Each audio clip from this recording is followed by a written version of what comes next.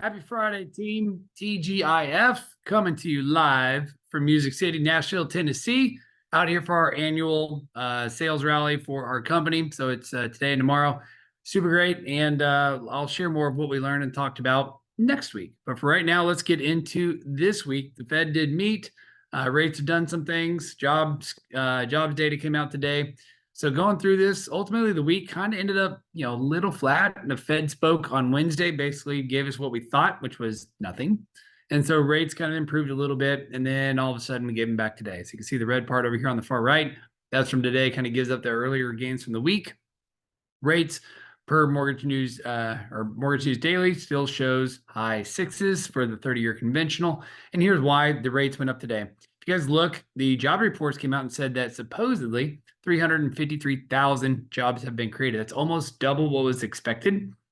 Here's the reality. They do what's called a seasonal adjustment, comes at the turn of the new year. If you take those out, it's like 2.6 million jobs lost. So certain keystrokes are just making this look like it's all rosy and good. So I suspect by the time people dive deeper into this number next week, we should see, we should get back some of the gains from or the losses from today. And you can see the bottom part. You'd think hourly earnings, those went up 0.6% month over month. That's a big deal. However, if you look in the yellow, down the average weeks or weekly hours are down. So the equivalent, again, while people are quote unquote making more, is because they're now working less hours, probably getting paid just a little bit less, but the dollar per hour looks like it's higher.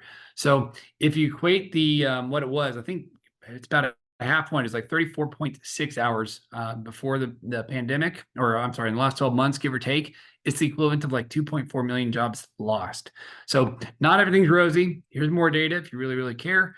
We're not going to go too far into it. Just know that the jobs report came out today, spooked markets a little bit. We are up a little higher. I just don't think that's as strong as it sounds.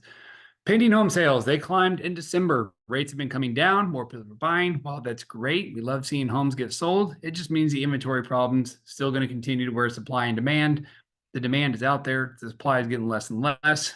So the Fed, this is what I talked about earlier. If rates continue to come down, because the Fed does eventually cut rates, again, supply and demand, more homes getting sold, more buyers come out of the woodworks as rates go down. That creates appreciation. It's still at an all-time high. Lastly, this was kind of a sobering, somewhat depressing stat. Supposedly, the average American's household expenses is a little over $6,000 a month. But when you look at the median annual household income, it's basically the same equivalent. Instead of $73,000 in expenses, household income is about $74,500.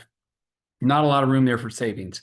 So builders, realtors, make sure you're pushing payment. Builders, put a lot of money towards, pushing down the rate. I wouldn't drop the price. Like realtors, if you go out to look at new construction, or tell your listings, your sellers, tell them, say, hey, we don't need to drop the price. What you need to do is incentivize. We have a list and lock program. We can lock in a rate that your sellers want to list a home so the buyers can buy it. You can advertise that new lower rate because payment matters. So just thought I'd share that with you guys. As always, share, subscribe, do all that fun stuff.